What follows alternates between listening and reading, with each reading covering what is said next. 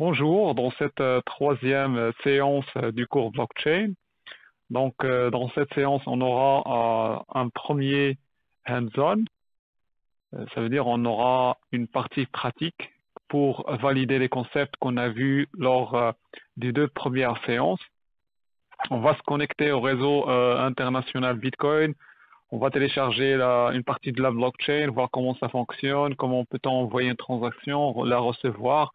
On va en quelque sorte décortiquer la blockchain et voir les blocs, voir les transactions qui sont stockées dedans. Mais avant de passer à la partie pratique, j'aimerais bien sûr faire un premier rappel concernant les concepts qu'on a vus dans la dernière séance. Vous vous rappelez bien qu'on a vu que la blockchain, il sert à instaurer la confiance entre des acteurs qui ne partagent pas une confiance mutuelle, d'où la nomination de Trust Machine qui a été attribuée par des économistes pour décrire la technologie blockchain. Et donc, on comprend que l'objectif ultime de la technologie, c'est d'instaurer la confiance dans les systèmes, c'est-à-dire quelle qu'elle soit leur nature. On a vu aussi que une définition plus concrète et plus technique, c'est que la blockchain, c'est un ledger spécial, c'est entre parenthèses une base de données qui est opérée par un réseau peer-to-peer. On a vu les réseaux peer-to-peer, il s'agit bien sûr des réseaux décentralisés, il n'y a pas d'entité centrale.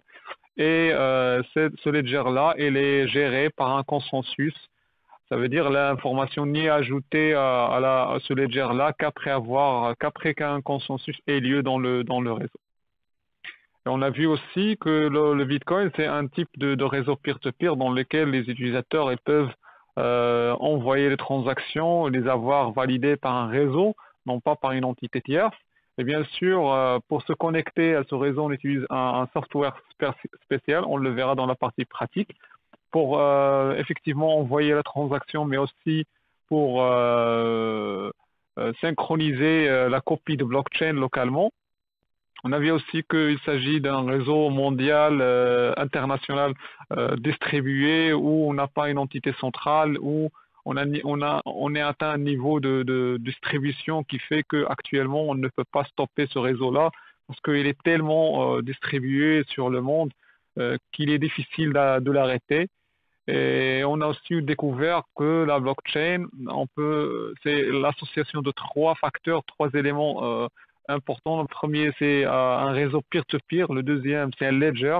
On l'a vu, c'est la database en quelque sorte qui, euh, qui stocke et qui sauvegarde les transactions validées par ce réseau-là. Et le troisième élément, c'est le consensus. Donc, il y a un consensus mécanisme dans ces réseaux de blockchain qui fait que l'information, les transactions, bien sûr, sont validées et sont ajoutées à intervalles temporels dans ce ledger-là. On a vu que ce ledger-là, il a une structure qui est spéciale. On a vu que les transactions, elles sont ordonnées dans des listes qu'on appelle blocs. Mais sur la nomination, là, on l'a vu, c'est juste une nomination choisie par Satoshi. Bien sûr, c'est pour qualifier cet ensemble-là d'une façon logique comme étant un bloc.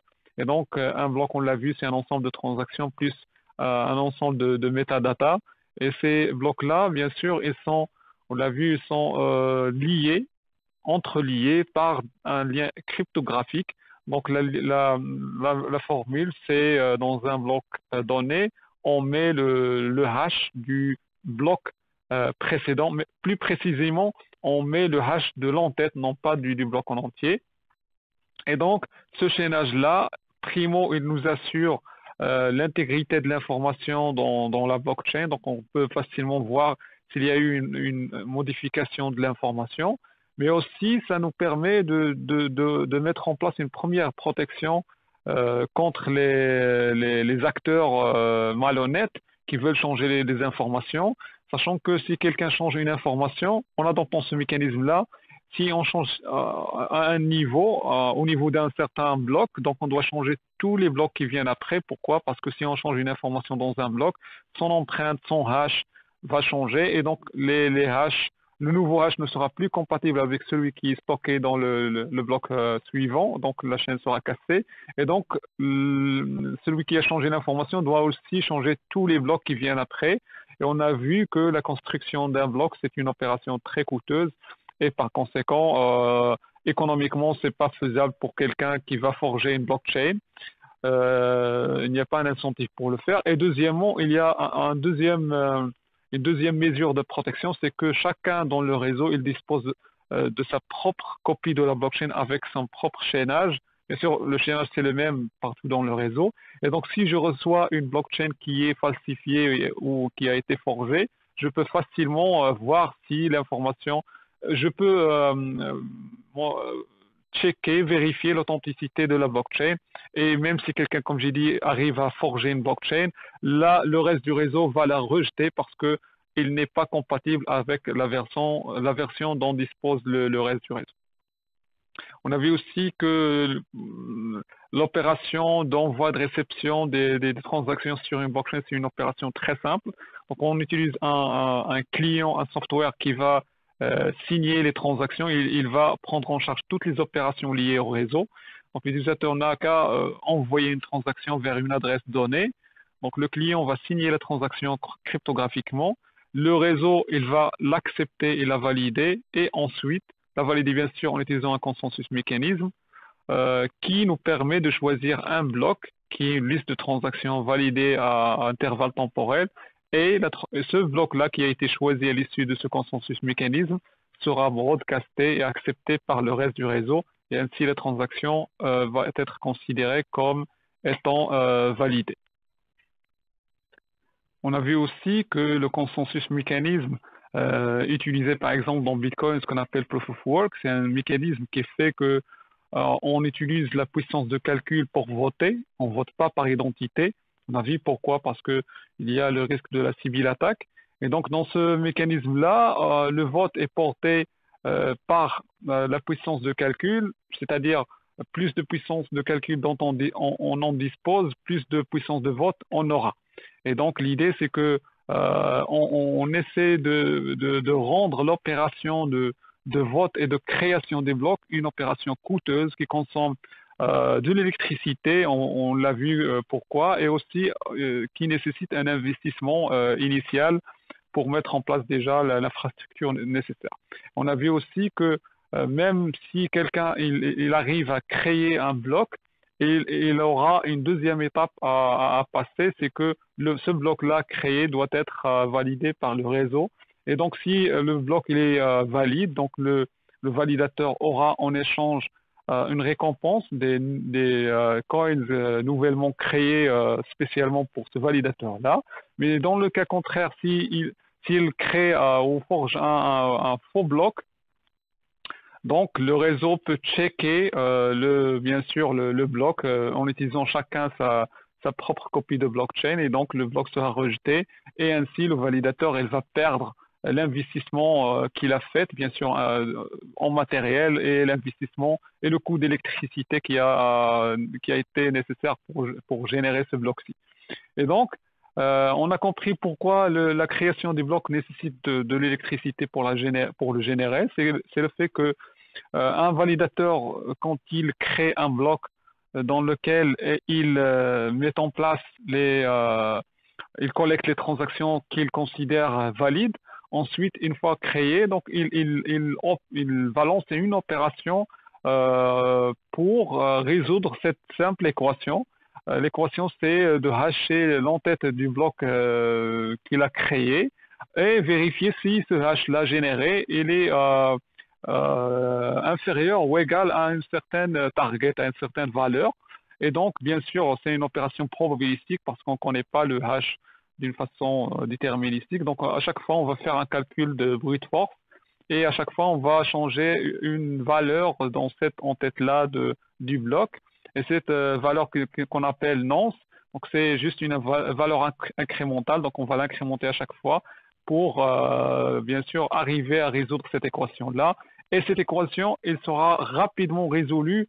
Ça veut dire la rapidité de la résolution de cette équation dépend directement de la puissance de calcul dont dispose le validateur. Donc, s'il dispose d'une grande valeur, cette équation sera rapidement résolue et vice-versa.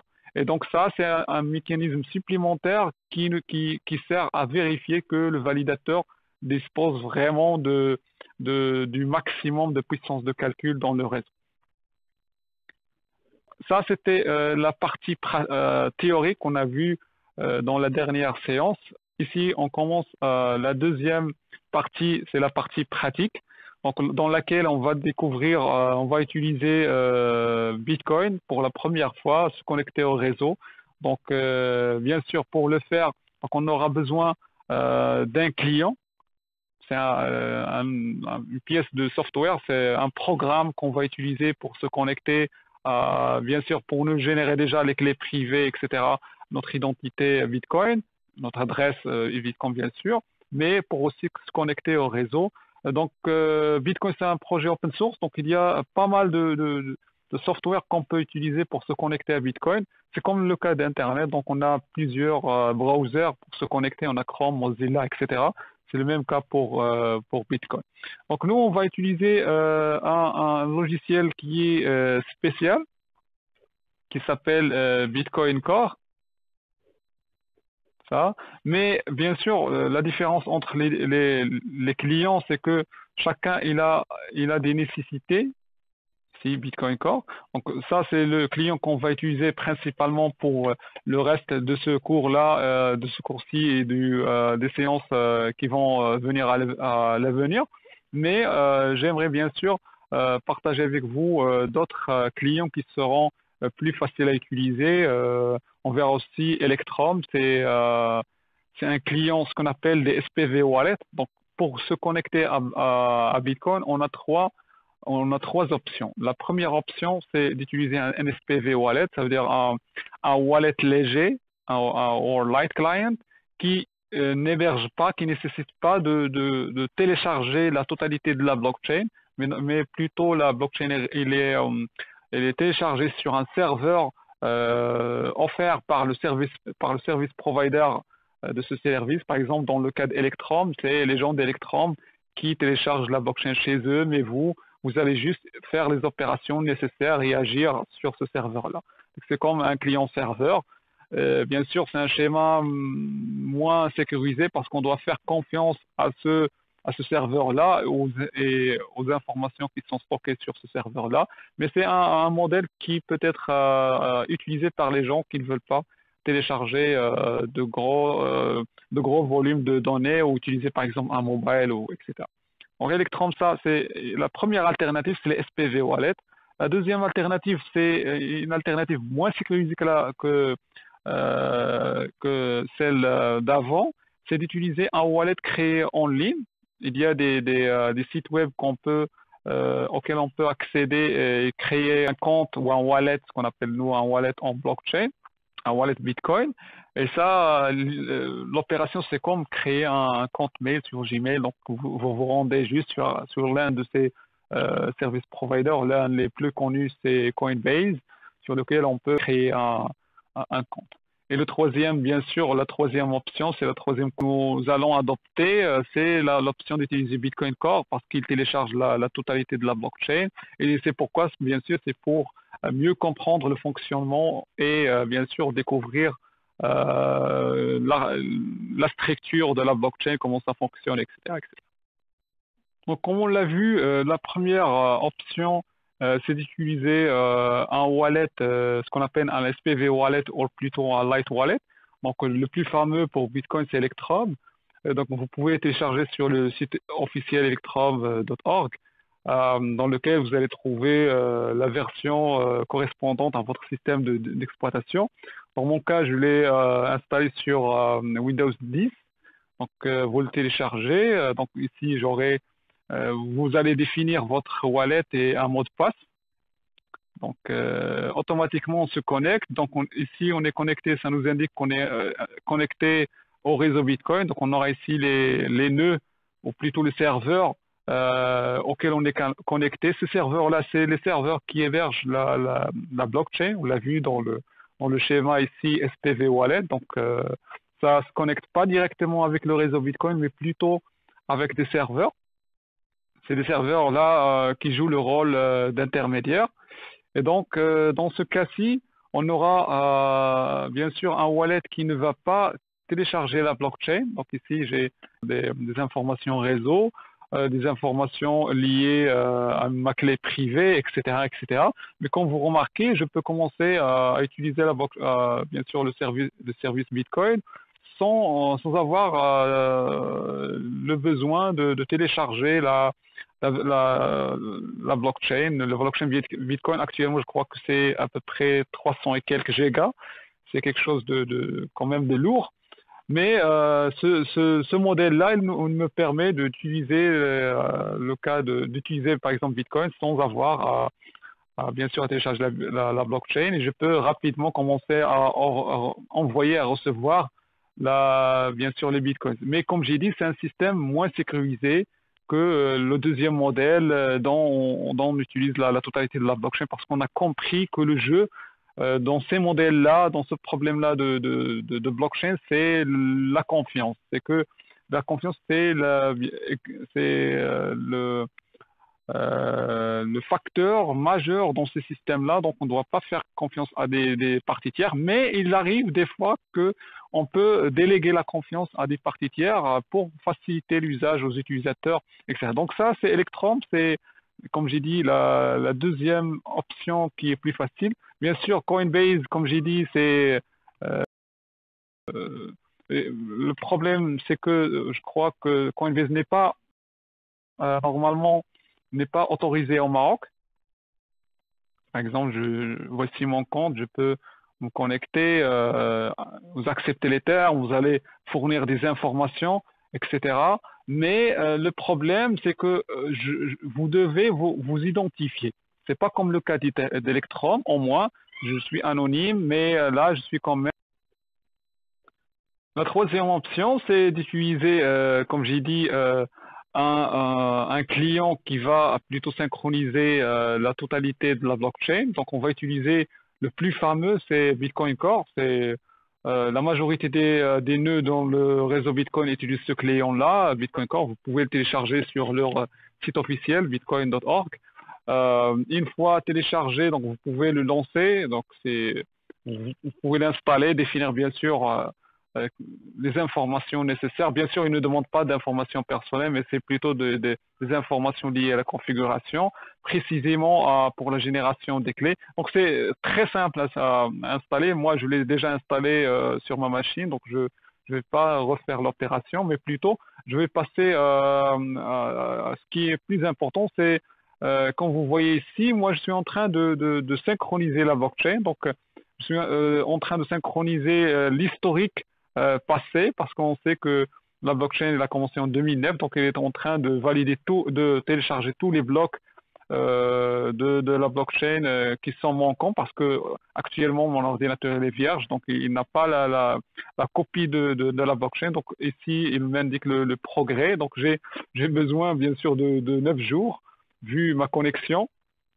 Mais 300 gigas, c'est quand même quelque chose lourd à télécharger. Mais bon, pour les gens qui comprennent l'importance de la confiance dans ces systèmes-là, donc ils ne font que télécharger la totalité de la blockchain. Et ici, on voit le nombre de blocs qui est en train de s'ajouter à ma propre copie de blockchain. Donc ça, c'est un logiciel très simple à utiliser aussi. Donc ce qui est important dans ces trois cas, c'est que on est en train de voir que la technologie, même s'il il paraît complexe au niveau de fonctionnement, elle est quand même au niveau d'usage, elle est user-friendly. Ça veut dire on a des outils qui sont faciles à adopter par monsieur tout le monde. Un simple client qui peut être utilisé facilement par un utilisateur. Donc ici, j'ai quelques tabs.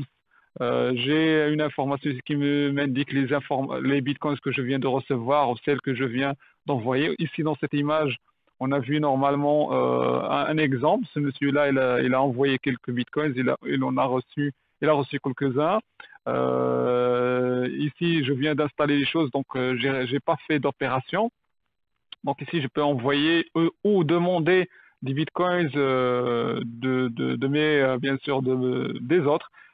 Pour envoyer une transaction, j'aurais besoin d'une adresse. Et pour créer une adresse, ici, il suffit de cliquer sur une nouvelle adresse.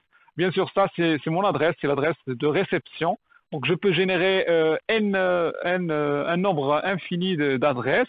Donc, il n'y a pas une adresse unique comme pour les boîtes mail, mais plutôt je peux générer adresse par transaction, c'est plus sécurisé. Donc, je peux utiliser aussi des QR codes, mais bon, l'adresse que les autres vont me donner, elle va ressembler à ça.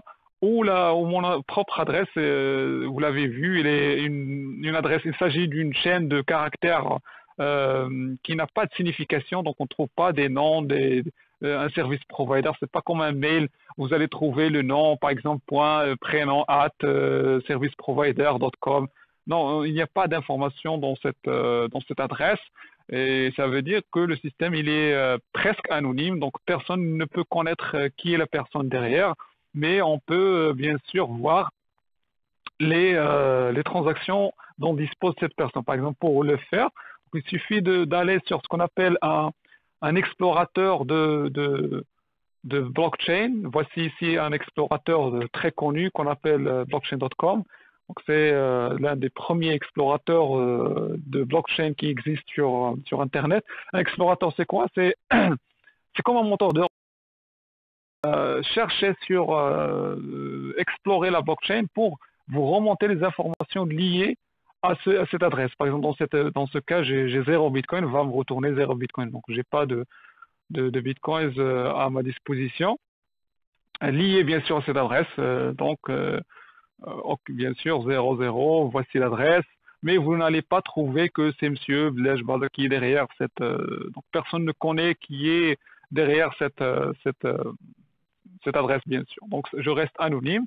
Et comme je dis, c'est un système très facile à utiliser. Donc, je vous invite à utiliser. On verra par la suite qu'il y a d'autres moyens pour tester, de faire des transactions fictives qui n'ont pas de valeur réelle, mais on peut par exemple utiliser un deuxième réseau, on le verra par la suite, sur lequel on peut envoyer et recevoir des bitcoins, bien sûr qui n'ont pas de valeur, mais qui nous permettent déjà de tester les fonctionnalités de ce système. Il y a aussi d'autres caractéristiques et d'autres features, on les verra par la suite, mais à ce niveau-là, donc on va passer, on a vu comment on peut se connecter à un réseau Bitcoin, bien sûr le réseau mondial, on a vu les trois possibilités.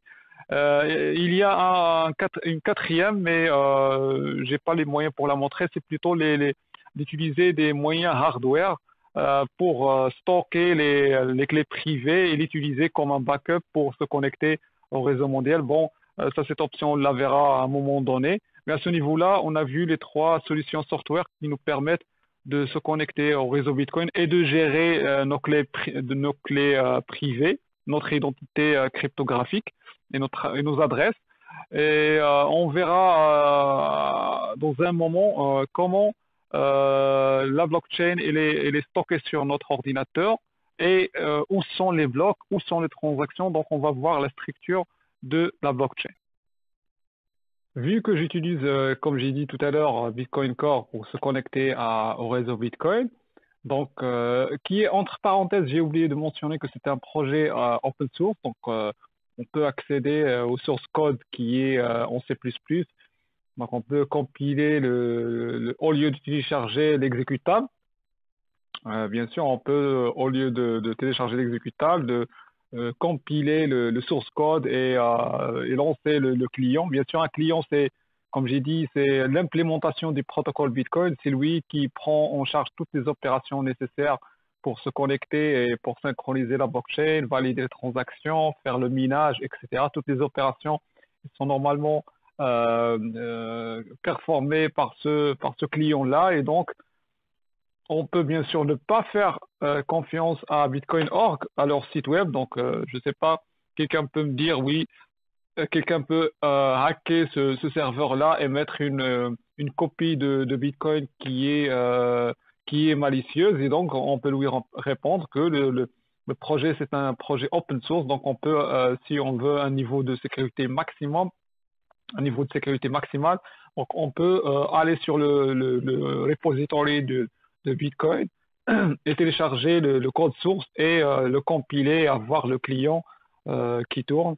Donc, une fois le client il est connecté au réseau Bitcoin, normalement, il va, pour le cas de Bitcoin Core, donc il va télécharger les blocs sous un dossier spécifique. Dans son cas, vous pouvez le trouver sur AppData Roaming Bitcoin.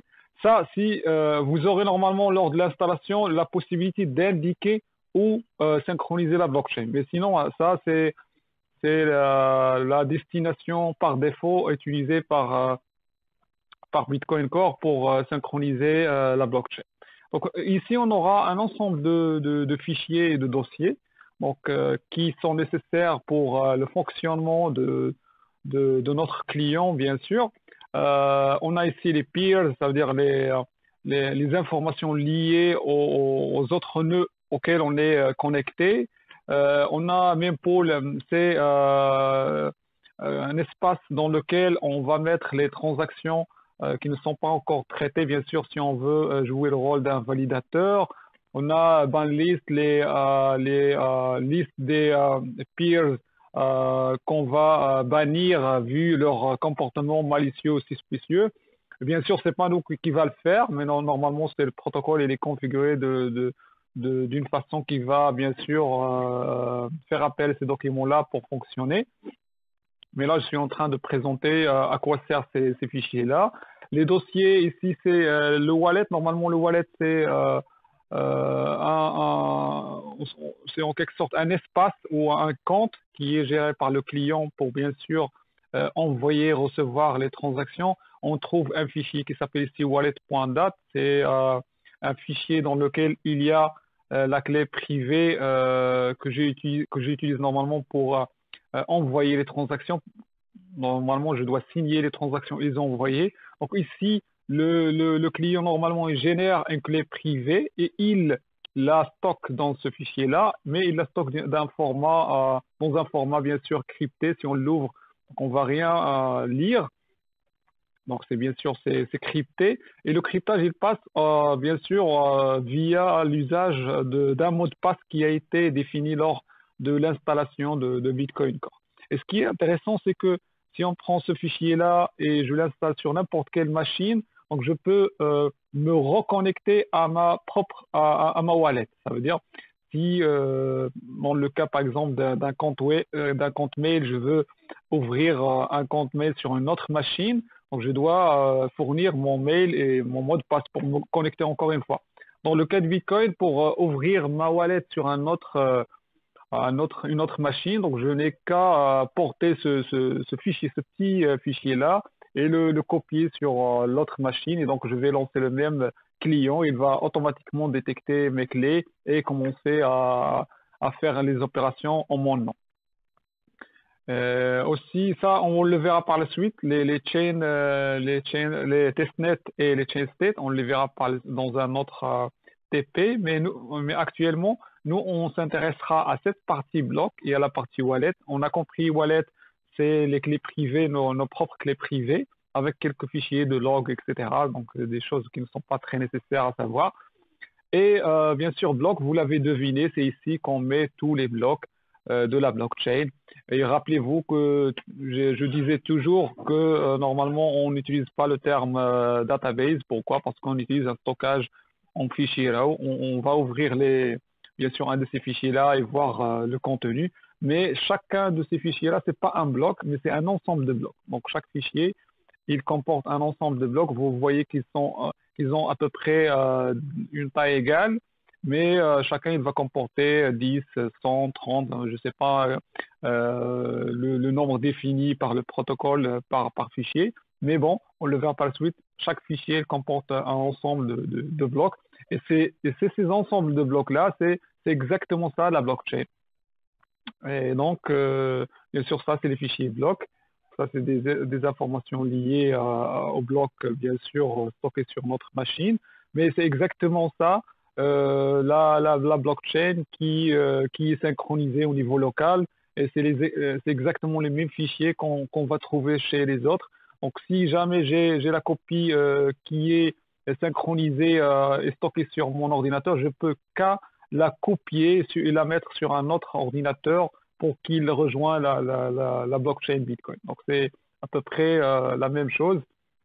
Donc, vous voyez qu'on est en train de, ça, bien sûr, le nombre de fichiers est en train d'augmenter parce que je suis encore en mode de synchronisation. Donc, on va ouvrir un de ces fichiers-là et voir la structure d'un bloc de très près.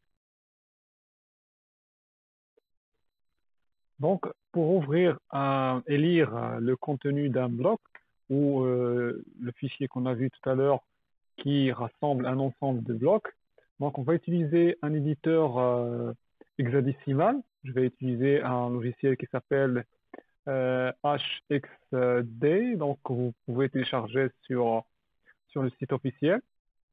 HXD Editor, ça c'est un logiciel avec lequel on peut lire des fichiers qui ont un contenu codé en hexadécimal. Et donc, on peut bien sûr, en lançant le logiciel, ouvrir le fichier, bien sûr, en suivant la localisation qui a été choisie au début par Bitcoin Core. Pour lire ces fichiers qui contiennent les blocs de la blockchain, on doit pouvoir utiliser un éditeur hexadécimal. Pourquoi? Parce que ce fichier-là, il est codé en hexadécimal, donc on ne peut pas le lire, par exemple, en utilisant un éditeur de texte, donc on n'aura pas des informations significatives, mais plutôt on doit utiliser un éditeur spécial, un éditeur de fichiers hexadécimal. Dans mon cas, je vais utiliser HXD. Donc il y a plusieurs éditeurs, mais c'est un éditeur facile à utiliser. Vous pouvez le télécharger bien sûr sur le site officiel. Donc, vous pouvez chercher sur Google et l'installer, c'est facile à utiliser. Et donc, une fois on le lance, on peut ouvrir un de ces fichiers-là qui contiennent les blocs de la blockchain. Normalement, on doit parcourir et trouver le dossier qui contient ces blocs-là, mais moi, j'ai bien sûr j'ai gardé le chemin qui est choisi par défaut par Bitcoin Core, comme j'ai dit, AppData Roaming Bitcoin Blocks. Donc, si vous laissez la configuration par défaut, donc vous devez utiliser le même chemin. Sinon, vous devez indiquer votre chemin. Et donc, on doit choisir un de ces fichiers-là pour l'ouvrir, Open. Donc, moi, je l'ai déjà ouvert. Voici une partie de la blockchain. Ça, c'est un ensemble de blocs qui sont sauvegardés. Chaque bloc en Bitcoin, il a une structure bien définie. Ce fichier-là, il contient plusieurs blocs. On le sait parce que il y a un délimiteur qui nous indique où commence un bloc. Par exemple, ici, le délimiteur, c'est 4 premiers octets, en anglais bytes.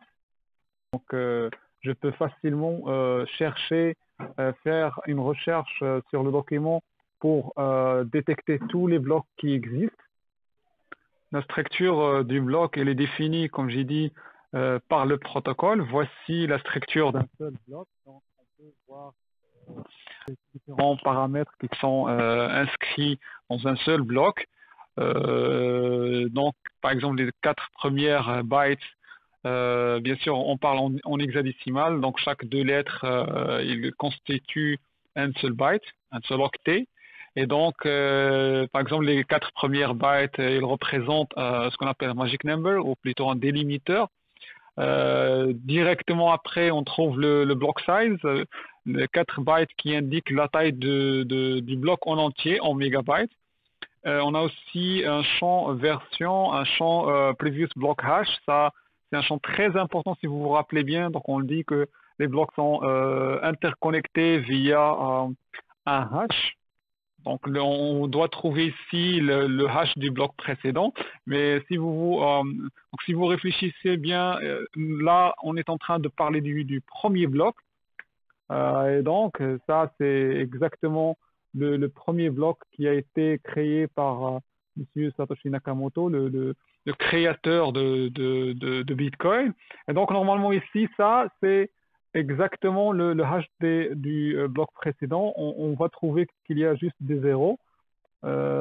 Pourquoi? Ok, donc je crois que je me suis trompé. Bon, faisons les choses d'une façon plus correcte. Donc si on, on suit la structuration d'un bloc, donc on a chaque ligne ici, c'est 8 bits.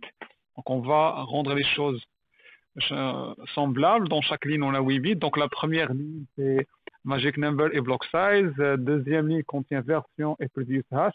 C'est à partir du quatrième byte de la deuxième ligne jusqu'à 1, 2, 3, 4, 5, au milieu de la cinquième ligne. 1, 2, 3, 4, 5, c'est ici. C'est exactement ça le previous block hash. Et si vous remarquez bien, donc on n'a que des zéros. Et pourquoi? Parce que normalement, il n'y a pas de previous block. Ça veut dire que ça, c'est déjà le premier bloc. Donc, ça pointe sur rien. Donc, il n'y a aucun bloc précédent. Donc, dans le premier bloc, on va trouver previous block hash, c'est 0. Ensuite, on va trouver directement le Merkle root. Donc, jusqu'à ici, je crois. Donc, on a 3 lignes avec 2. Donc, 3 lignes avec 2 jusqu'à ici. Donc ça, c'est le Merkle root. On va voir après qu'est-ce que c'est un Merkle root. Donc si on voit qu'on peut facilement lire le bloc, donc ici on avait le magic number, ici on a la taille. Bien sûr, les informations ils sont codées en hexadécimal. Normalement ici, c'est les valeurs décodées ici en string. Donc ça, c'est la version, ça c'est 1. Donc, et ici, comme on a vu, c'est previous block hash. Ça, c'est le Merkle root. Et on va continuer ici le timestamp, ça veut dire la valeur, le temps de la création du bloc. Le timestamp, c'est un concept très intéressant. C'est le nombre de secondes qui ont passé à partir de la date, si je me rappelle bien, 1968. Le 1er janvier 1968, exactement. Donc ça, c'est le timestamp. Comme on l'a vu, donc on a le timestamp, après on a difficulté target. Si vous vous rappelez bien, c'est exactement la valeur qui est utilisée, qui a été adoptée par le réseau lors de la création de ce bloc. Si vous vous rappelez bien, c'était un paramètre dans l'équation que le validateur devait résoudre. En changeant cette nonce, en utilisant ce header-là, il doit atteindre cette target. On va trouver aussi la nonce et le nombre des transactions qui ont été inclus dans ce bloc. Normalement, dans le premier bloc qui a été créé par Satoshi, on va trouver juste une seule transaction. C'était la transaction de récompense. Il n'y avait pas de transaction validée. Il y a, bien sûr, parce que c'est le premier bloc, donc personne n'avait de l'argent, donc c'était impossible de faire une transaction. Il y avait juste la transaction de minage, c'est-à-dire de validation. C'était un cas exceptionnel dans le premier bloc. Et bien sûr, Satoshi Nakamoto, il a aussi fait une opération, quelque chose de très intéressant, c'est que il a envoyé, une première transaction avec un message inclus. Bien sûr, ce message, il a été défini dans le code. Ça veut dire, c'est pas, il n'a pas envoyé la transaction comme un transfert de valeur. Comme j'ai dit, il n'y avait pas de Bitcoin au début, à l'instant T0. Donc, c'est après la validation de ce bloc qu'il y aura la création des premiers Bitcoins. C'était 50 Bitcoins. Mais dans le code, il a mis en place que la première transaction de récompense, de reward, il aura ce message-là inclus comme un payload, ça veut dire la transaction qui sera reçue vers, supposons, avec destination Monsieur Satoshi, il aura un message intérieur qui sera bien sûr inclus dans la blockchain parce que les transactions, comme on l'a vu, une fois validées, elles sont inscrites dans la blockchain. Donc le message aussi sera inscrit dans la blockchain. Et ça, c'est un moyen, c'est une chose qu'on fait si on veut stocker une information dans la blockchain. Donc on peut la mettre dans une transaction. Une fois la transaction est validée, le message sera aussi validé et inclus dans la blockchain. Ce qui est important, c'est la signification de ce message-là. Donc, si on cherche sur Internet, donc ça, c'est The Times, 3 janvier 2009, Chancellor on brink of second bailout of banks, for banks. Donc, ça, c'est un titre d'un article qui a été publié sur le journal, le fameux journal The Times. et qui coïncidait avec la date du lancement de Bitcoin. Donc dedans, on va trouver, ça c'est le titre qui a été utilisé par Monsieur Satoshi Nakamoto comme un message qui a été inclus dans la première transaction de Bitcoin. Et c'est un message qui a double objectif. Le premier objectif, c'est pour dire que Bitcoin il a commencé après la date 3 janvier 2009 parce que le journal a été imprimé, bien sûr distribué dans ce jour-là. Donc on ne peut pas dire qu'il a été créé avant, mais après. Comme vous le savez, ça c'est une technique qui est utilisée même par kidnappeurs. Donc si je veux par exemple, si je kidnappe quelqu'un et je veux partager une vidéo qui prouve qu'il est encore en vie, donc je vais filmer une vidéo avec une copie d'un journal d'aujourd'hui, du jour même, pour prouver que la vidéo n'est pas ancienne. Donc c'est le même concept. Donc il a pris ça, il a utilisé ce journal-là, ce titre comme preuve que Bitcoin ne tournait pas avant. Et le deuxième objectif, ça réside dans la message lui-même, dans l'article lui-même. Donc on parlait de le bailout, c'est l'aide financière qui est portée par l'État pour les banques. Donc c'est en quelque sorte, c'est un rappel pour les gens que le système financier, c'est un système faillible, qu'on devait dépenser des milliards de dollars pour toujours le soutenir, etc., etc., etc. Donc ça, c'est un concept très important que Satoshi voulait dire que le Bitcoin il peut être une alternative qui n'a pas besoin de bailout, qui peut opérer d'une façon, ces intermédiaires qui ne font que créer des problèmes. Donc ça, c'est comme j'ai dit, ça, c'est le message caché. Donc la première transaction, il est inclus dans le bloc. Donc juste à titre de rappel, je n'ai pas mentionné un concept très important, c'est que le bloc en, en Bitcoin, ou même en général dans toutes les blockchains, il est composé de deux structures qui sont très importantes. La première partie, c'est le header, c'est l'entête. Et cette entête-là, il contient les valeurs qu'on a vues, donc la version, previous block hash, Merkle root hash, timestamp, la date de création, la version, l'annonce, le target plutôt, et l'annonce qu'on a vue pour prouver que le validateur il a fait le work nécessaire pour la création du bloc. Et aussi, on a la partie body ou plutôt corps. Et donc, cette partie-là, c'est une partie qui contient toutes les transactions qui ont été validées par le réseau. Et donc, on va voir ici qu'il y a ce qu'on appelle une Coinbase transaction. Et ça, c'est la transaction qui est normalement générée par le système pour le validateur. Donc au début, on avait dans le premier bloc une seule transaction, c'était de Coinbase Transaction. Il n'y avait pas d'échange de valeur. Mais normalement, dans d'autres cas, par exemple, si les choses avancent, on aura des transactions entre Monsieur X et Monsieur Y, et ces transactions-là sont incluses à leur tour dans le bloc, avec bien sûr la récompense, comme on l'a vu, qui sera destinée vers le validateur. Donc cette transaction, il n'a pas d'émetteur, mais elle a juste un destinataire ou un récepteur qui est le validateur.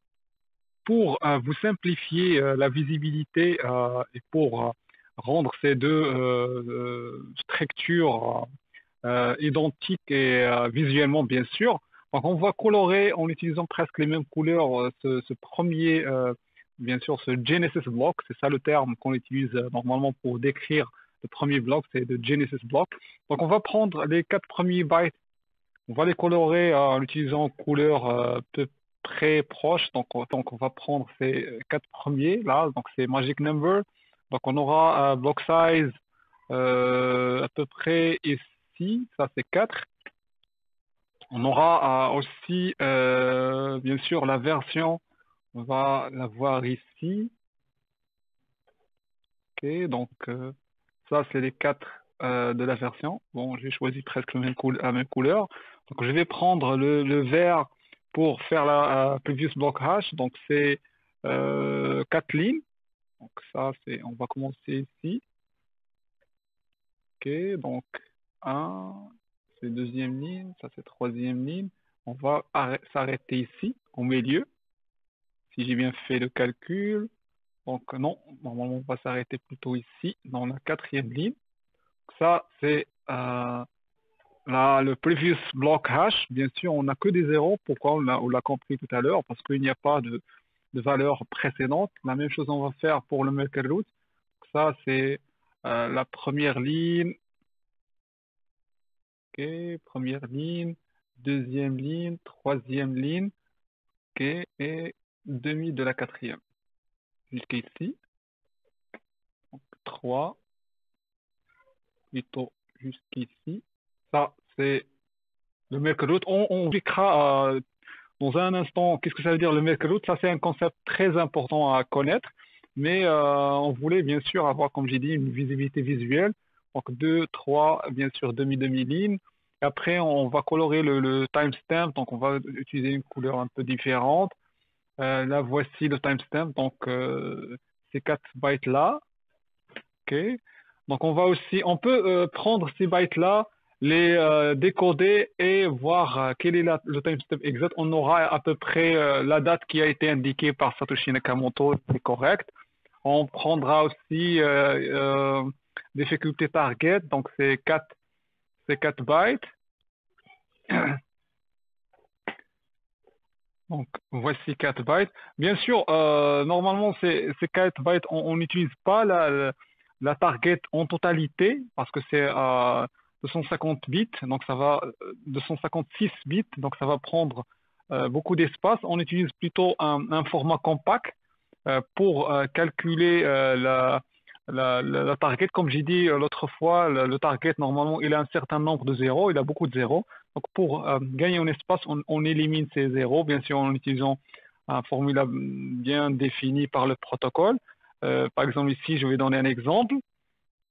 Ici, on a à peu près 1, 2, 3, 4 bytes, mais exactement le target final que normalement on cherchait, c'est cette chaîne, cette longue chaîne de valeurs. Et bien sûr, comme j'ai dit, on utilise un moyen pour compacter cette longue valeur en juste 4 bytes. Et bien sûr, je vous évite les détails, mais vous pouvez toujours chercher sur le wiki, normalement de Wikipédia, le wiki de Bitcoin. C'est le Wikipédia de Bitcoin, donc vous allez trouver les informations officielles concernant le protocole, comment il fonctionne, l'explication, comment on calcule ces valeurs. Mais bien sûr, je ne vais pas rentrer dans les détails. Comme j'ai dit, on va continuer. Euh, Voici l'annonce, la valeur qu'on a utilisée pour trouver bien sûr une valeur proche de ce target-là en utilisant ce header. Donc, il nous reste l'annonce, bien sûr, le counter des transactions. Donc, on va compter, bien sûr, oui, 9 octets, donc une ligne et on va prendre cette couleur-là. Donc, une ligne et un octet. Donc, exactement ça, c'est l'entête. Donc, si on veut représenter ce bloc-là, cette partie-là, c'est exactement l'entête du bloc. Donc, la partie colorée. Et bien sûr, on peut déduire le reste du bloc, bien sûr, en continuant jusqu'à ce qu'on atteigne le deuxième délimiteur, cette valeur qu'on a vue, F9, BE, B4, D9, et ainsi, à ce point-là, va se terminer le premier bloc et va commencer le deuxième. Donc, les blocs sont stockés d'une façon collée, donc l'un est collé à l'autre, mais comme on l'a vu, on va prendre juste le hash de ce header-là et le mettre dans le deuxième bloc pour assurer le chaînage qu'on a vu bien sûr l'autre fois, qui assure l'intégrité des informations dans notre blockchain. Et ça, c'est pour cette raison que j'essaie toujours d'éviter l'usage du terme database, parce que comme vous l'avez vu, c'est juste un stockage d'informations classique, simple, et il n'y a pas de complexité comme c'est le cas dans le cas des bases de données avancées. Et donc ici, on aura le corps, plutôt le body. Donc c'est une transaction. Là, on doit voir aussi la structure de transaction, quelles sont les données. C'est la même chose, c'est-à-dire il y a des champs, chaque champ il a une signification, il y a les valeurs, les messages, etc. Donc vous pouvez aussi le trouver sur la documentation officielle, donc c'est quelque chose de standard. Et donc là, on peut voir, bien sûr après avoir vu le Genesis block, on peut aussi voir le deuxième bloc, ou plutôt calculer le hash de ce premier bloc et le chercher dans le deuxième. Mais avant de faire ça, j'ai aimé plutôt de partager avec vous une autre information, c'est que on peut utiliser, on l'a vu tout à l'heure, on peut utiliser les explorateurs de blockchain pour lire les informations au lieu bien sûr de chercher manuellement sur la blockchain. Donc on peut voir le premier bloc, c'était le bloc bien sûr zéro. Donc ici, on va voir les informations liées à ce bloc. Donc il y avait bien sûr, ça c'est le nombre des blocs qui viennent après, ce qu'on appelle les confirmations. Ça c'est le hash. Bien sûr, si on prend son en-tête, on va tomber sur ce hash-là. Comme vous le voyez, donc il y a un certain nombre de zéros. Donc si on le compare à la target, on va trouver que ce chiffre-là, il remplit exactement la condition. Et ça, c'est le nombre de confirmations, ça, c'est la date, ça, c'est le height, ça veut dire, c'est comme l'identifiant, le premier bloc, c'est-à-dire on commence avec zéro, donc le mineur, on ne connaît pas. Pourquoi? Parce qu'actuellement, il y a des mineurs qu'on connaît, des entreprises spécialisées, des pôles, etc. Nombre de transactions, comme j'ai dit tout à l'heure, donc il y a une seule transaction, c'est la Genesis Transaction. La difficulté, donc c'était la difficulté maximale au début, donc c'était très facile à créer. Ça, c'est pas le target, mais ça, c'est plutôt on mesure la difficulté. Donc plutôt la difficulté minimale, donc c'était la difficulté minimale avec laquelle le système a commencé. Donc actuellement, on peut voir un bloc récent et on peut comparer les choses. Ça, c'est le Merkle Root. Donc, j'ai oublié d'introduire ce concept. Je vais donc le faire. Bien sûr, les autres informations qu'on peut trouver, bytes, size, ça veut dire ça, c'est la taille du premier bloc, la nuance qu'on a utilisée pour trouver bien sûr ce hash-là, etc. La reward, le nombre de bitcoins qui ont été attribués après la validation de ce bloc, bien sûr, c'est 50. Donc, c'était quelque chose de très important. Donc, ici, on peut, je crois, trouver les Explorers. Donc, normalement, on peut trouver ici les informations liées à la blockchain. Vous voyez ici déjà le cours du Bitcoin, mais là, on peut trouver les derniers blocs, last blocks. Donc, ici, on peut trouver la difficulté. Vous voyez, la difficulté, elle a atteint une valeur énorme. Donc, c'est des milliards comparé à l'initial qui était juste 1. Donc, difficulté de 1. Et ça vous montre que ça a beaucoup évolué.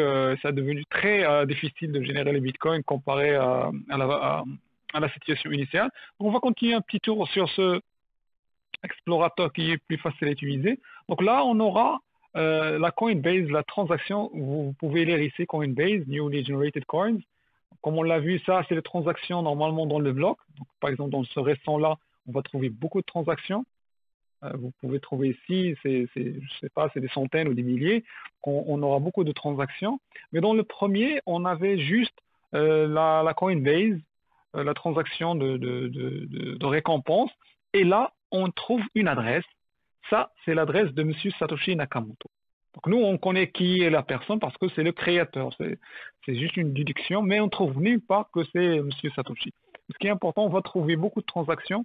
Et quand va me dire, voyons, ici on a une transaction qui date de ce mois-ci, parce que c'est exactement la date, c'est avant-hier, en comparé avec la date de l'enregistrement de cette vidéo-là. Et donc, on peut dire qu'il y a des transactions qui sont reçues par le compte de Satoshi Nakamoto. C'est un geste de reconnaissance qui est fait par beaucoup de gens qui font des donations. Ils donnent des bitcoins, des valeurs bien sûr très petites en guise de remerciement à ce monsieur-là. Donc, bien sûr, le monsieur il n'a pas besoin de ces bitcoins, mais au moins c'est pour exprimer bien sûr la reconnaissance à ce monsieur qui a créé ce système. Et donc, comme j'ai dit, sur ces explorateurs-là, on peut trouver des transactions, on peut chercher sur des adresses, voir cette adresse combien elle a de Bitcoin. Waouh, ça c'est 1000 et quelques, et ainsi de suite. Mais on ne connaît jamais qui est la personne derrière. Il n'y a pas de nom, de mail. Donc ça, c'est difficile à trouver.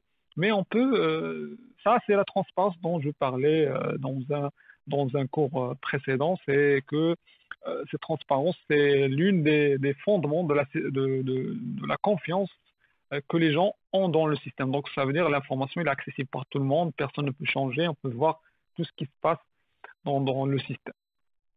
Et donc ces explorateurs-là, c'est un outil qui nous permet d'avoir l'information, mais d'une façon plus facile que parcourir les blocs et lire les informations. Donc j'ai dit tout à l'heure que il y a un concept très important, c'est le concept des Merkle Routes. Alors pourquoi on a ce Merkle Route là? Donc rappelez-vous bien qu'on a déjà le bloc, il est composé en deux parties. Donc, ça c'est le body, le corps dans lequel il y a les transactions, mais le header, il est un peu séparé, c'est des métadatas. Pour mettre la liaison entre les deux et pour sécuriser davantage les informations utilisées dans la partie corps, c'est-à-dire les transactions, on va utiliser une empreinte digitale, un hash, c'est comme le cas entre les blocs, mais cette fois, le hash, il est entre le header et le corps. Sauf que ce hash-là, quelqu'un va me dire, mais comment on va hasher? Est-ce qu'on va hasher une seule transaction? Est-ce qu'on va on va les tous collecter, on va les hasher, etc. Là, Bitcoin utilise un système très fameux dans le monde de la sécurité, le monde de développement, etc. Dans presque tous les domaines liés à l'IT, c'est ce qu'on appelle le Merkle Root, ou plutôt le Merkle hash.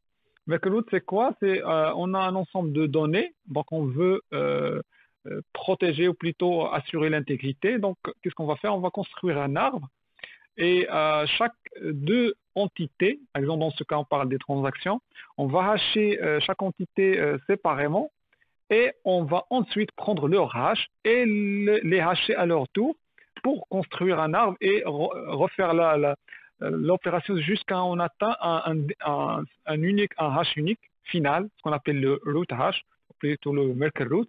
Donc, c'est le root, la racine de l'arbre, de cet arbre. Donc, cet arbre, il peut contenir des milliers de branches. Ça, rien n'empêche qu'on peut avoir des milliers de branches ou plus. Donc, c'est un système très convenable pour Bitcoin qui est en train de gérer des milliers de transactions par bloc.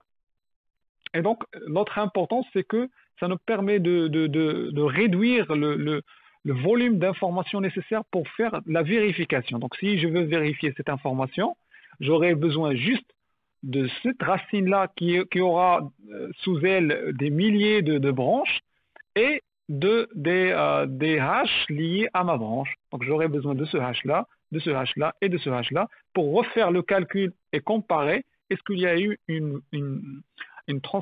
un changement de données dans cette transaction. Donc ça, c'est un système très léger pour assurer l'intégrité d'un gros volume de données. Comme j'ai dit, donc, pour le calculer, il est simple. Donc, on a juste le nombre des racines intermédiaires. Donc, en quelque sorte, c'est logarithmique. Et donc, on pourra facilement calculer le Merkle root et on peut aussi facilement revérifier, bien sûr, en utilisant juste un certain nombre de hash très limité pour refaire le calcul. Et ce mécanisme-là, il assure davantage la protection au niveau du bloc lui-même. Comme on l'a vu, le premier mécanisme de linkage entre les blocs, ça assure la protection des données au niveau de la blockchain, au niveau des blocs. Mais là, on assure aussi l'intégrité des transactions au niveau du bloc lui-même. Donc, si on ajoute ce mécanisme-là au mécanisme déjà qu'on a déjà vu de linkage entre les blocs, donc on aura cette visibilité, cette vision-là de blocs entreliés, mais aussi de transactions entreliées. Donc, on aura, par exemple, si moi, je veux revenir à une transaction qui était stockée dans un bloc, je ne sais pas, numéro 3 ou 4, vraiment les premiers blocs, j'aurais juste besoin de calculer son hash, demander ces hashes intermédiaires qui peuvent être stockés chez ce qu'on appelle des full nodes. Et ces full nodes vont m'en donner ces hashes-là et je peux faire rapidement checker est-ce que cette transaction, il appartenait vraiment à ce bloc-là ou est-ce que ces transactions-là n'ont pas été validées. Donc, je peux faire deux opérations à la fois. Donc ça, c'est un concept très important. C'est pour ça on lui consacre cet espace-là juste après le previous block hash parce qu'il a presque le même rôle. Ça, c'est assure l'intégrité entre les blocs et ce paramètre-là, il assure l'intégrité ou plutôt au niveau interne du bloc lui-même. Et donc, une fois on a le bloc header, on a aussi les transactions l'une après l'autre. C'est comme les blocs, ça veut dire il n'y a pas un système de stockage privilégié pour les transactions ou je sais pas. C'est vraiment une transaction à côté de l'autre. Mais on calcule à chaque fois, bien sûr.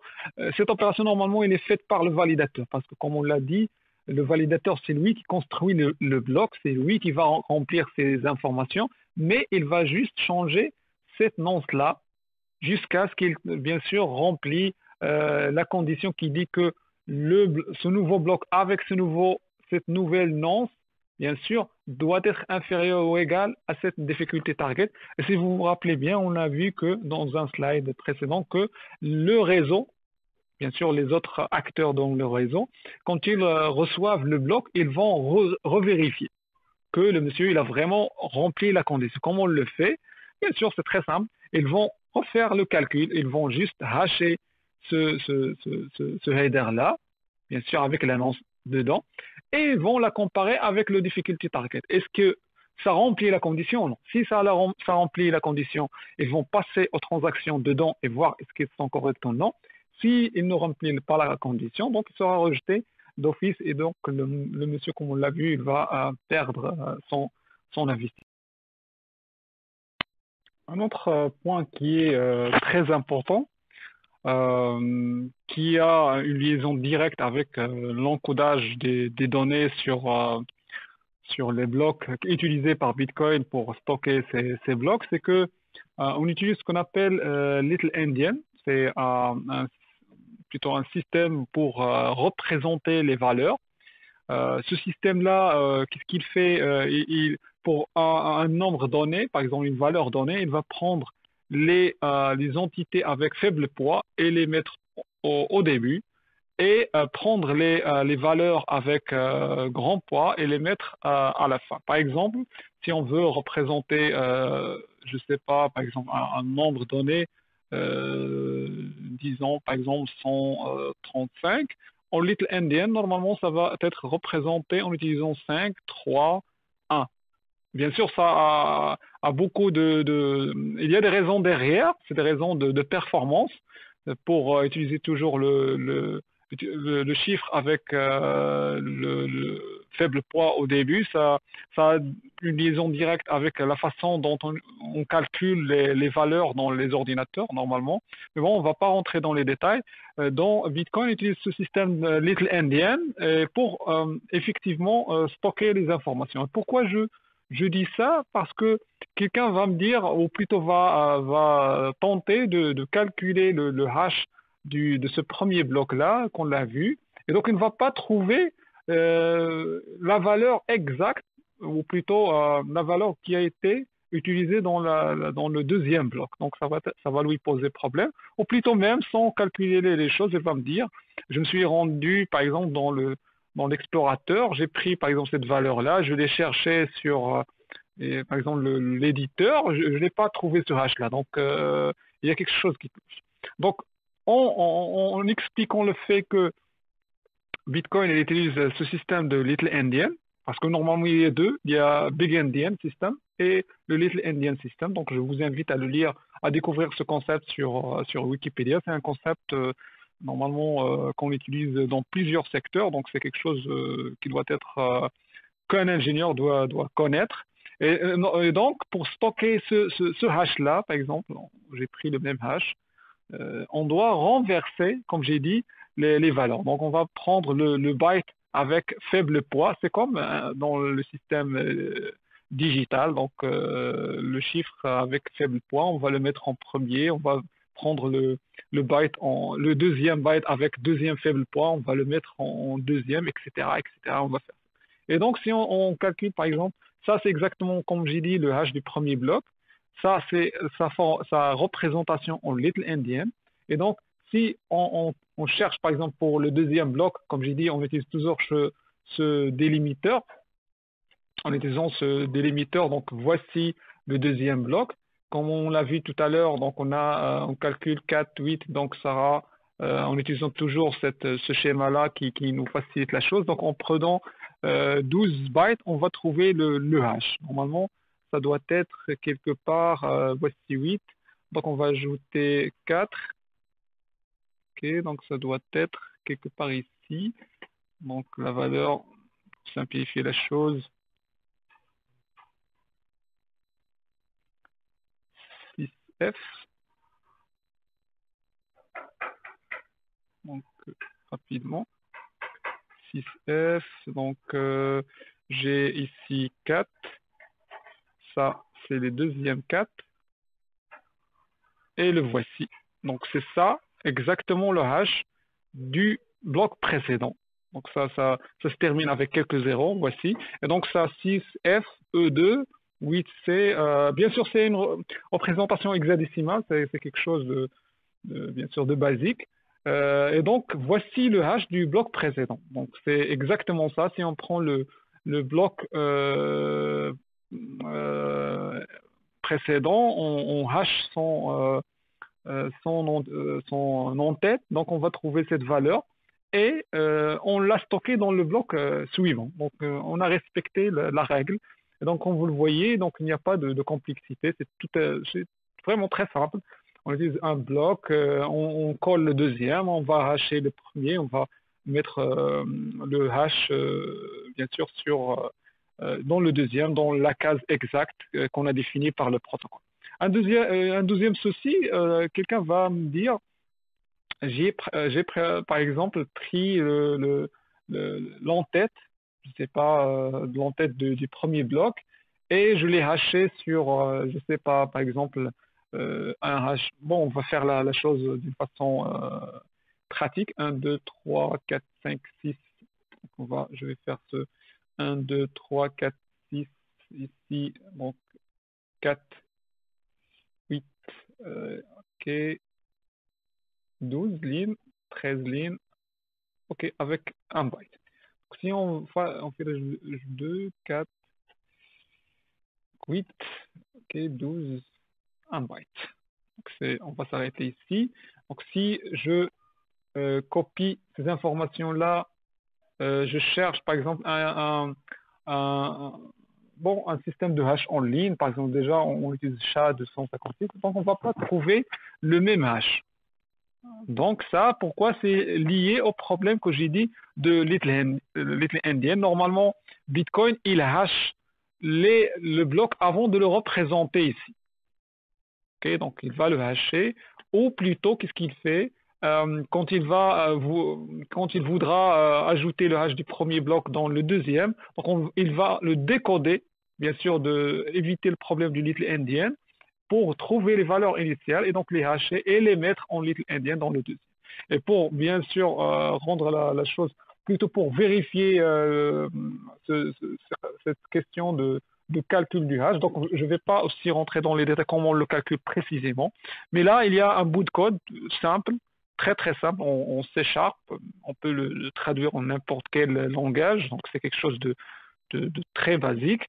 Donc on prend par exemple l'entête du premier bloc, par exemple cette valeur-là qui commence bien sûr avec 0,1, c'est la version.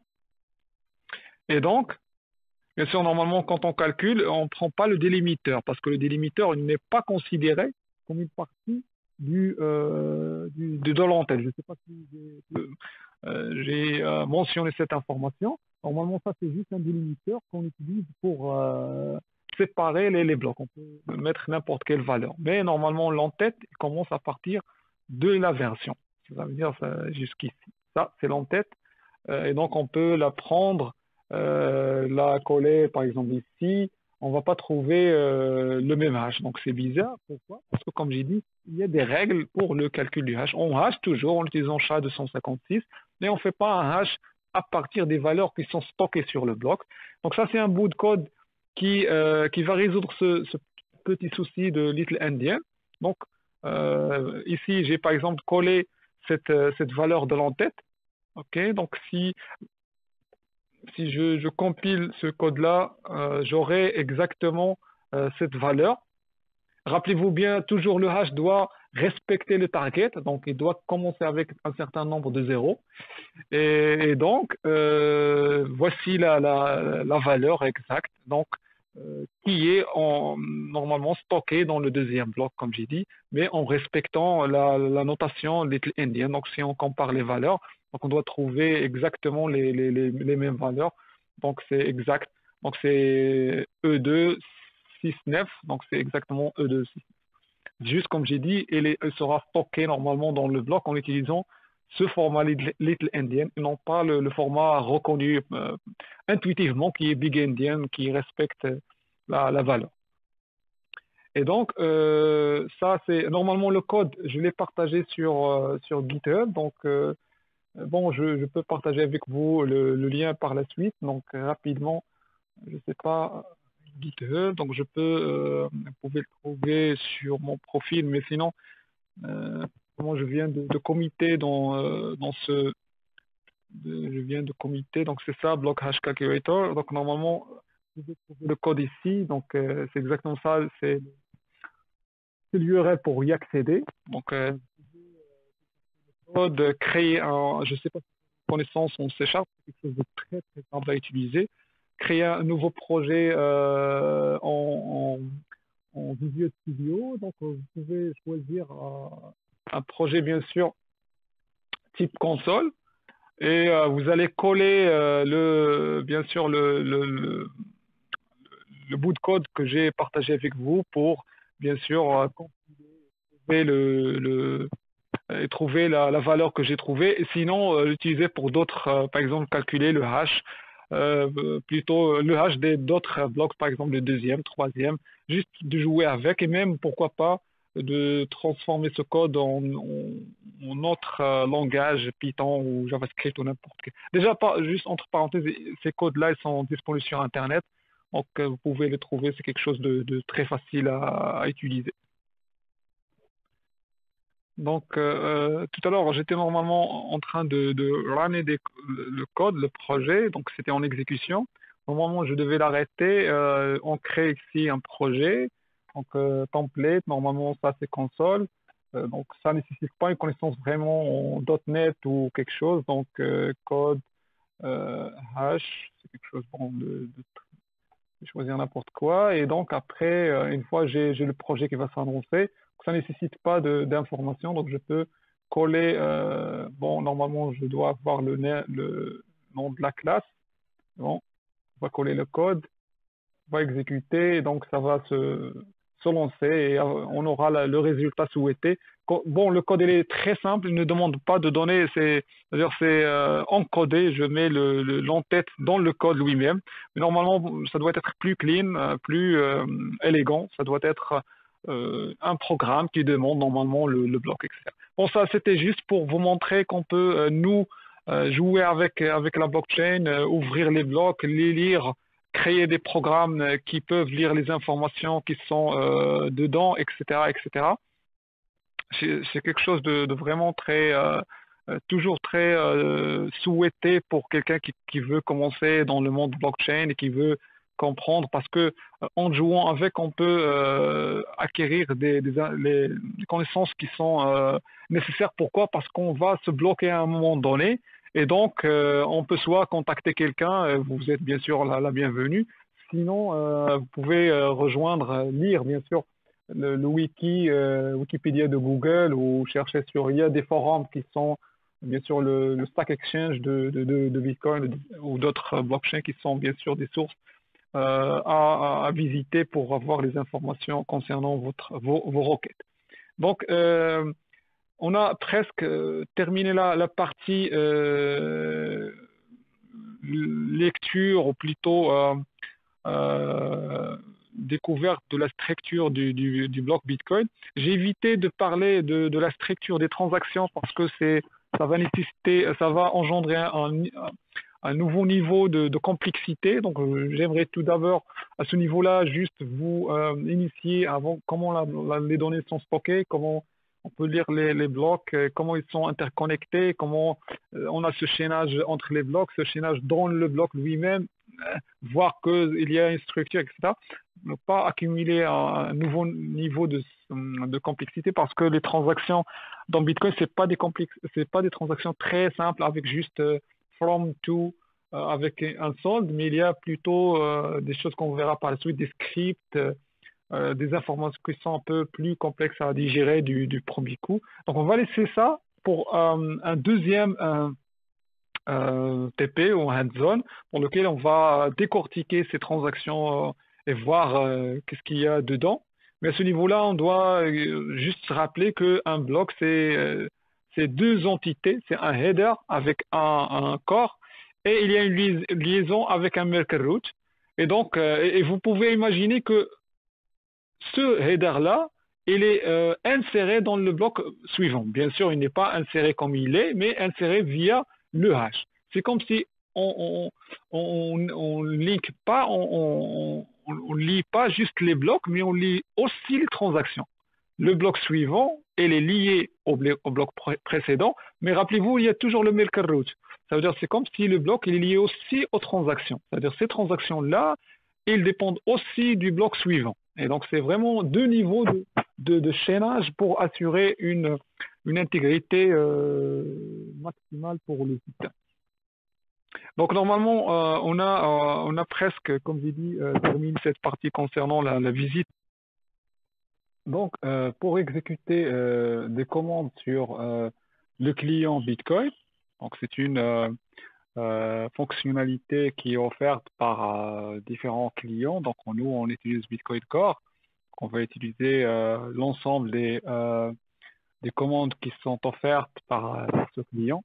Donc, déjà, si on visite la documentation officielle de Bitcoin Core, on va trouver un ensemble de commandes qu'on peut exécuter pour avoir des informations soit liées à la blockchain, soit liées à notre wallet, soit pour faire des opérations, etc. Donc, il y a un certain nombre de commandes qui sont possibles. Donc, juste un rappel, je viens de dire la documentation officielle de Bitcoin. Et moi, je suis en train de parler d'un client qui s'appelle Bitcoin. Donc, pourquoi normalement, je fais cette liaison sans faire attention parce que normalement, ce Bitcoin Core, j'ai déjà mentionné que c'est le client le plus utilisé, mais c'est aussi le client qui a été créé par Satoshi Nakamoto. C'était le client initial qui a été créé par Satoshi Nakamoto. Et c'est pour ça, quand on dit Bitcoin Core, on est en train de parler de Bitcoin parce que c'est le client qui représente directement Bitcoin. Et sinon, comme je dis, il y a d'autres alternatives. Mais bon, c'est juste pour montrer que quand je dis la documentation officielle de Bitcoin, c'est bien sûr parce que Bitcoin utilise Bitcoin Core comme le client de référence. Et c'est exactement le client qui a été introduit par Satoshi. On le nomme aussi Satoshi Client parce que c'est juste ça la raison. Donc, si on rentre sur la documentation officielle de Bitcoin, donc on va trouver ces commandes-là. Donc, on va exécuter quelques-unes. Et pour le faire, donc, on peut toujours cacher ce message-là. Donc, on peut aller sur le menu console. Là, c'est une console qui va s'ouvrir. Donc, ici, déjà, sur cette console-là, on a pas mal d'informations. Donc, ici, je peux avoir le trafic de chargement et d'envoi des données, synchronisation avec le réseau. Donc, ça, c'est la bande utilisée par ce nœud. Donc, je peux déjà la contrôler pour dire, moi, je peux autoriser, par exemple, 30 mégas par seconde, etc., selon bien sûr, ma connexion pour ne pas avoir une congestion. Aussi, je peux avoir les nœuds auxquels je suis connecté. Sinon, je peux choisir quel nœud auquel, pire, c'est exactement un nœud, c'est un synonyme. Donc, quel nœud auquel je peux me connecter? On utilise juste le terme peer parce que, comme on l'a vu, c'est un réseau peer-to-peer. Donc, sur ce nœud-là, sur ce peer-là, je peux avoir un certain nombre d'informations. Par exemple, la latency, le ping time, donc combien de temps pour, bien sûr, rejoindre ce nœud-là. Un message doit passer à peu près 2 secondes pour arriver là. Donc, c'est en quelque sorte un serveur très loin, etc., etc. Donc, c'est un certain nombre d'informations qui disent liées à l'architecture du réseau. Donc, c'est tout à fait transparent. Ça me facilite la tâche de se connecter, de synchroniser la blockchain. Par exemple, nous, au Maroc, on peut mettre en place, par exemple, un nœud qui a la blockchain en totalité. On peut se connecter tous pour avoir une rapidité pour synchroniser la blockchain. Donc ça, c'est juste un tour des informations disponibles. Il y en a d'autres, mais ça, c'est les informations les plus signifiantes pour quelqu'un qui essaie de comprendre. Là, on peut classifier, par exemple, les nœuds 300 millisecondes. Ça, c'est quelque chose de très rapide. Donc, on est quand même, normalement, le très rapide, c'est 40 et quelques. Mais sinon, là, on est quand même dans une durée de ping qui est raisonnable. Donc, revenons à la console. Donc, la console, normalement, il peut être, il offre un helper. Donc, on peut mettre en place, par exemple, help. On aura toutes les commandes. C'est la même chose que sur la documentation officielle. Donc, on peut avoir toutes les commandes qu'on peut utiliser pour exécuter des commandes sur, sur ce client-là, mais sauf que certaines commandes sont un peu plus complexes parce que ça demande des paramètres à fournir. Mais bon, nous, dans ce premier hands-on, qui a pour objectif juste de vous familiariser avec Bitcoin, comment ça fonctionne, d'une façon plus technique, on va prendre par exemple quelques commandes qui ne nécessitent pas des paramètres. Donc on va faire get block hash. Donc ça c'est le dernier hash dont je dispose de ma version de Bitcoin. Si je me rappelle, donc on peut aussi faire un help par commande. Donc je peux faire ici help exactement ça. Donc, je peux connaître de quoi il s'agit. Returns the hash of the best block in the most work fully validated chain. Donc, ça, c'est le dernier hash que je connais sur ma blockchain. Je peux faire la même information sur toutes les commandes qui sont mentionnées ici. On vient de voir le réseau ici. On peut aussi avoir une commande qui nous retourne quelques informations similaires. Donc, on peut mettre get. Déjà, il y a un système d'autocomplete qui vous facilite de trouver la commande que vous cherchez. Par exemple, get peer info. Je tape, donc j'aurai tout- tous les nœuds auxquels je suis connecté. C'est exact, bien sûr, avec les informations qui sont présentées ici. Moi, j'ai 10 nœuds, donc j'aurai exactement le même nombre avec les informations liées à chaque nœud. Donc, je peux, en toute transparence, avoir les informations nécessaires à bien sûr, pour me connecter, et pour avoir les blocs, pour synchroniser ma blockchain. Donc, on peut mettre une nouvelle commande, on va mettre toujours le help. Déjà, pour avoir les informations, on met le get. Donc, une fois après le get, on peut choisir ce qu'on veut. Par exemple, get balance, ici, balance, c'est c'est-à-dire le solde de Bitcoin dont je dispose. Donc, je mets get, je sais pas, address info ou quelque chose de bon, choisissons quelque chose. Bon, vous pouvez jouer avec les commandes. Moi, j'ai pas une. Ça, c'est intéressant. Donc, get block. Donc, on va mettre, je crois, le nombre 0.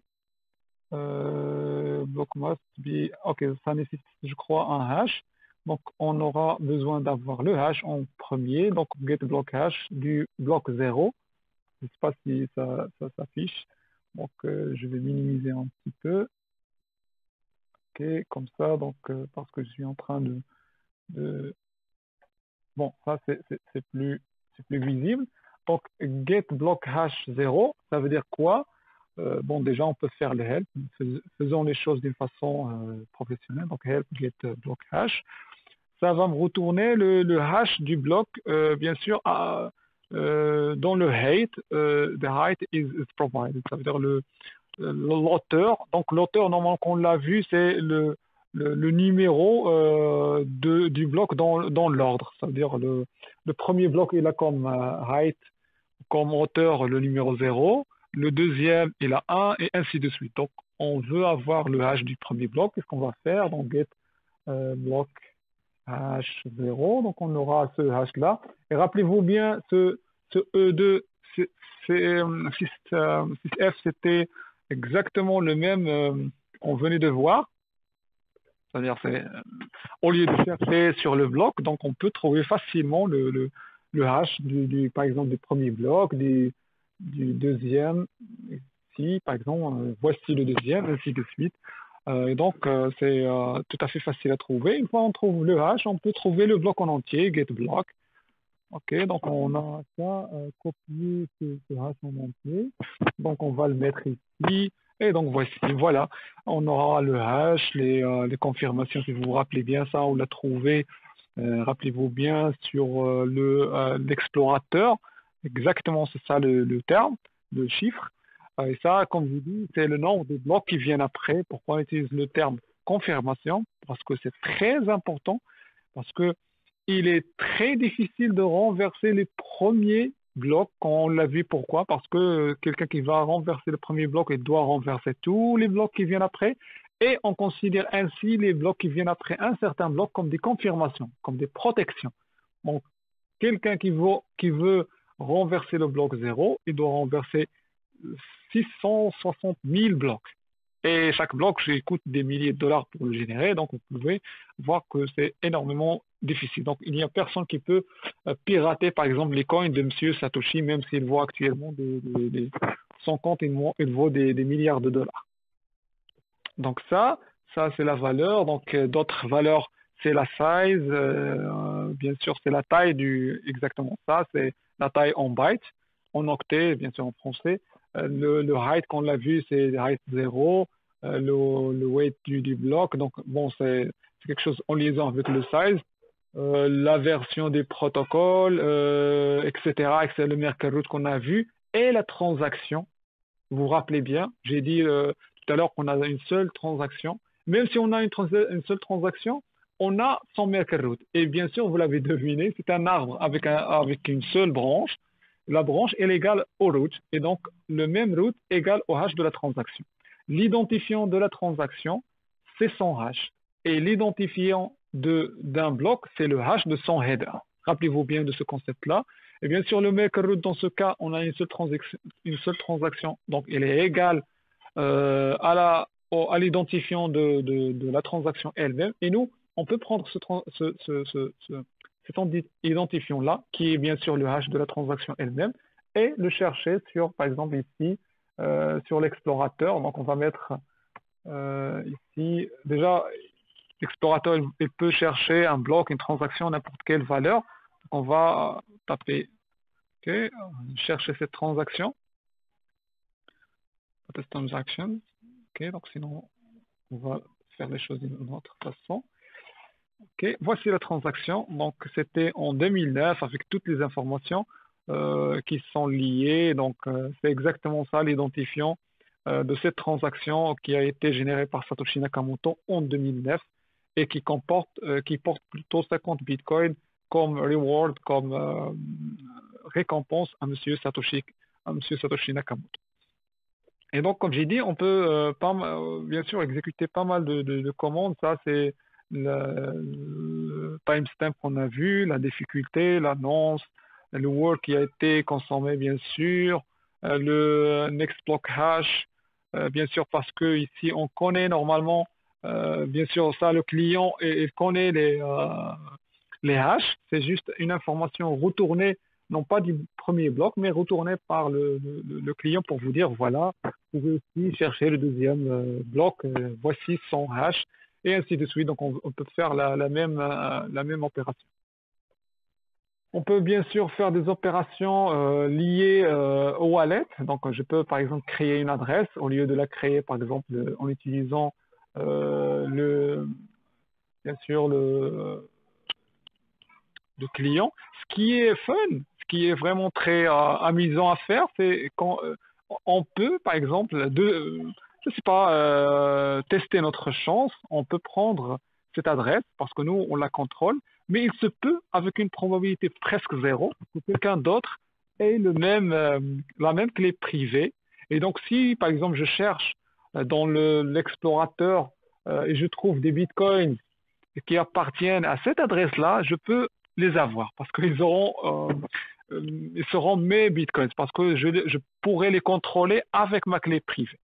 Donc ça, c'est très amusant à tester, mais même si la probabilité, comme j'ai dit, il est presque zéro, mais bon, si je crée par exemple une adresse, je peux chercher, voilà, il a zéro, je peux créer une deuxième, c'est juste, comme j'ai dit, une opération pour s'amuser, mais bon, pour tester sa chance, sachant que, juste pour vous donner une idée de la probabilité de trouver qu'une adresse, elle aura des bitcoins, le nombre des adresses possibles qu'on peut créer, il est égal presque au nombre des atomes qui existent dans l'univers. Donc, si vous avez une atome dans la main, c'est exactement votre adresse ou plutôt votre clé privée. Et donc, la chance que quelqu'un d'autre, je ne sais pas où il est dans l'univers, il tombe sur la même atome, donc c'est presque la même chance. D'où, j'ai dit tout à l'heure, c'est presque zéro. Il y a même des gens qui essaient de craquer les adresses, ça veut dire de générer des clés privées et de tester à chaque fois est-ce que cette clé privée elle a des bitcoins qui existent.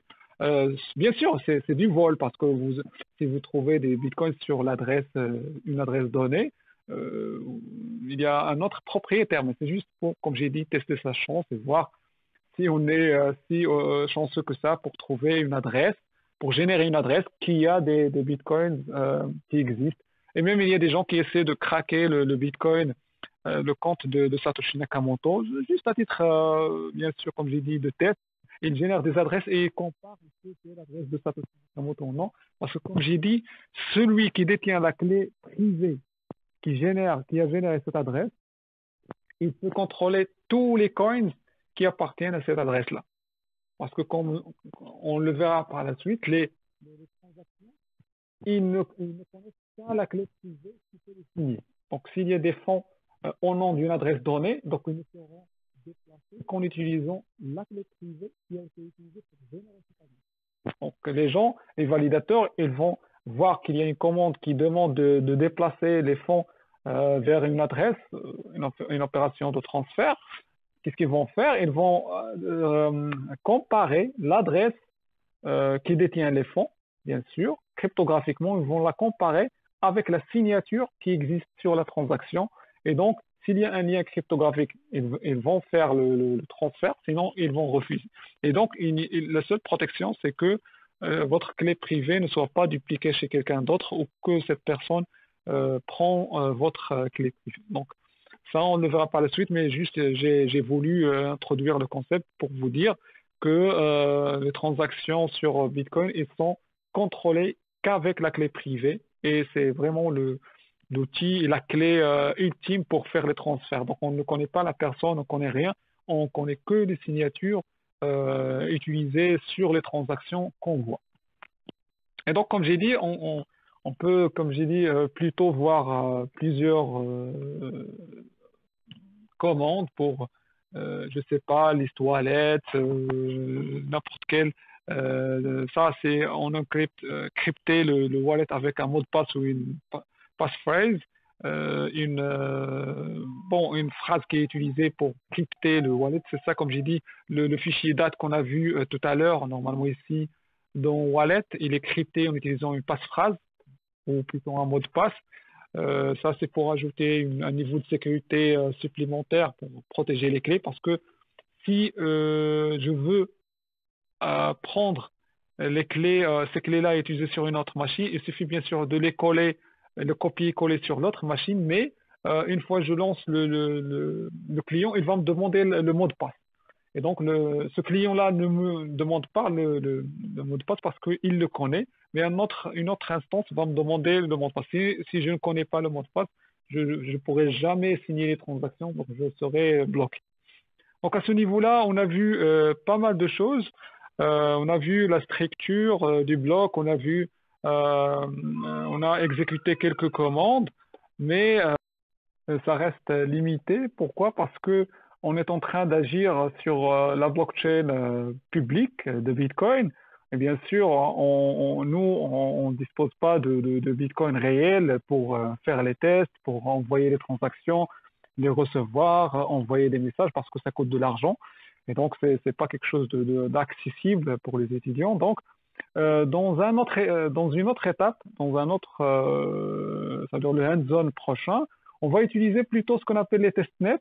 Donc, j'annonce la chose parce que j'aimerais que vous faites une petite recherche concernant ce concept-là. Donc, l'idée, c'est qu'on peut utiliser des réseaux Bitcoin, mais qui servent à faire des tests. Ça veut dire des réseaux Bitcoin qui ont des blockchains, des transactions qui se passent, des valeurs qui sont transférées, mais qui n'ont pas une valeur dans le marché. Ça veut dire juste des bitcoins de test. Vous pouvez recevoir des bitcoins, les envoyer. C'est un réseau miroir au réseau officiel.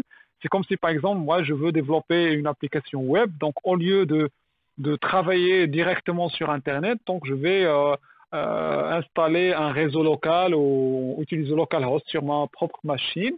Et donc, je peux développer et tester mon application. C'est le même cas, sauf que dans ce cas, on a un réseau public auquel on peut se connecter et faire des échanges. Je vous donne un exemple rapide. Donc, voici par exemple Electrum. Electrum, il nous donne deux versions. Electrum officiel, donc il se connecte au réseau Bitcoin officiel avec des coins qui ont de la valeur.